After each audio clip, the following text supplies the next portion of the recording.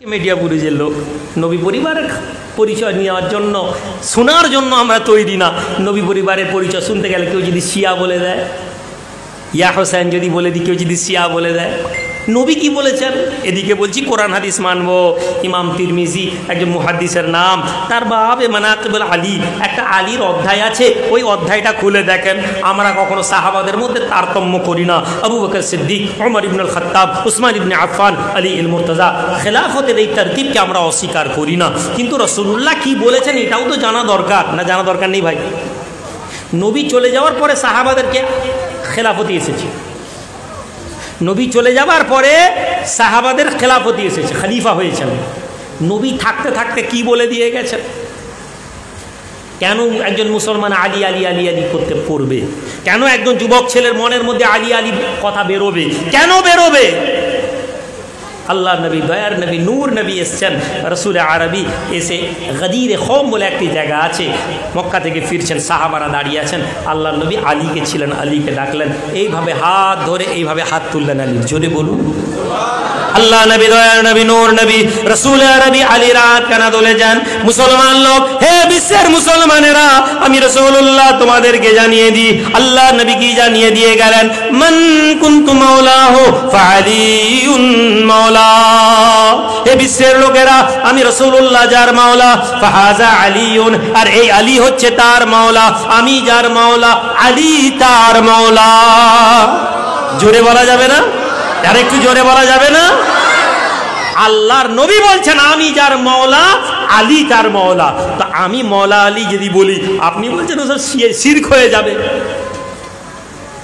আচ্ছা, আপনি মওলা আলী বললে শিরক হয়ে যাবে, আল্লাহর নবী সার্টিফাইড করলেন। পরের দিন ওমর এসেছেন, আলী তুমি তো মুমিনদের মওলা হয়ে গেলে, ভাই মোবারক নাও। জোরে বলুন। ওমর ইবনুল খাত্তাব মোবারকবাদ দিচ্ছেন। পরে পরে আবু বকর সিদ্দিক এসে বলছেন, আলী তুমি তো মুমিনের মওলা হয়ে গেলে, মোবারকবাদ দাও। জোরে বলুন। এদিকে বলছি আবু বকরকে মানতে হবে, ওমরকে মানতে হবে। এদিকে আবু বকর ওমর যখন বলছেন মোবারকবাদ নাও, সেই আবু বকর ওমরের কথা মানতে রাজি নয়। আলীকে, আলীকে আল্লাহর নবী, দয়ার নবী, নূর নবী, পুর নবী বলছেন, হে আলী তুমি হচ্ছ আমার জায়গায় ওই রকম তোমার স্থান, মুসার পরে হারুনের যে মাকাম, আলী আমার পরে তোমার সেই মাকাম। জোরে বলুন।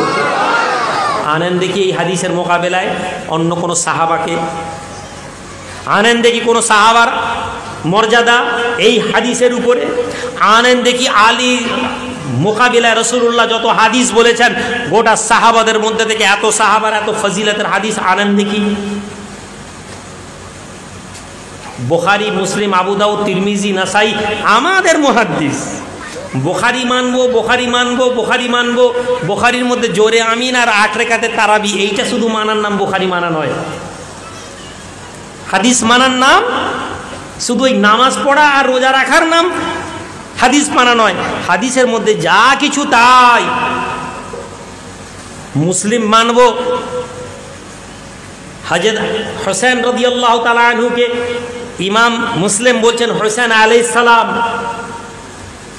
আমি যদি বলে দিই আলী আলাইহিস সালাম, হোসেন আলাইহিস সালাম, আপনি তো বলবেন হুজুরের ছেলে মনে হয় বেদাতি হয়ে গেছে, শিয়া হয়ে গেছে, পয়সা খেয়ে নিয়েছে। আপনি তো বলছেন কোরআন হাদিস মানবো, একটু হাদিস খুলে দেখেন দেখি। ভাই আমার, বন্ধু আমার, বাবাজিরা, রাসূলুল্লাহর পরিবারকে মানতে হবে।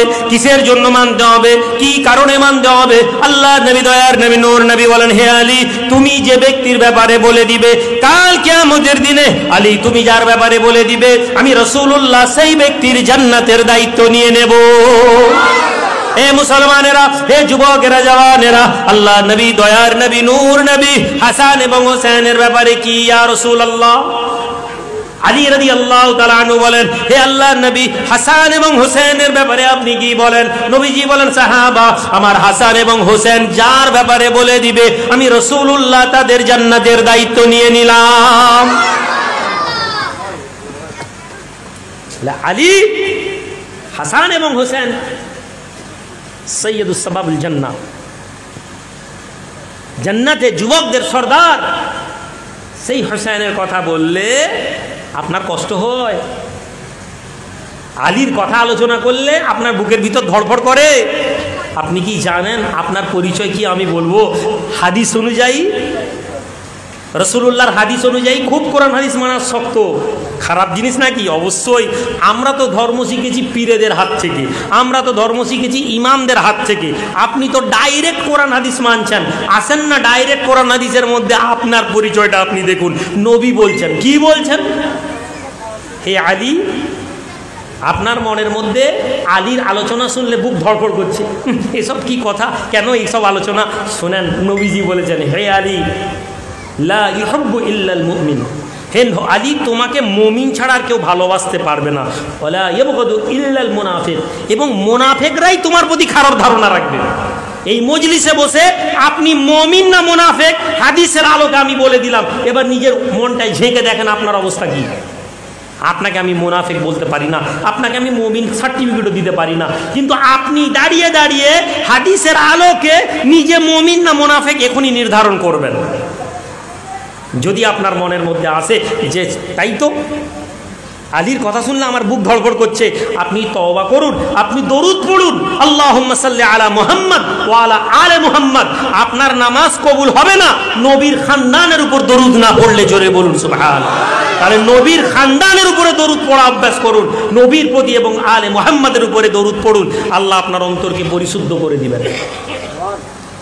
আমি একথা বলছি না, আমার এসব বক্তব্য নয়, বক্তব্য কোরআন হাদিসের আলোকে। আপনারা কোরআন হাদিসের আলোকে বক্তব্য শুনতে চান। হাজিরানে মজলিস, আমরা তাহলে কি করতে পারি? কি ছিল এই কারবালার মাঠ? কি ছিল এই কারবালার কাহিনী? কারবালার ঘটনা কি? একদল মুসলমান আজকে কারবালার কথাকে শুনতে চায় না। তারা বলে এসব আলোচনা করা ঠিক না। হ্যাঁ, এসব আলোচনা কি করে করব?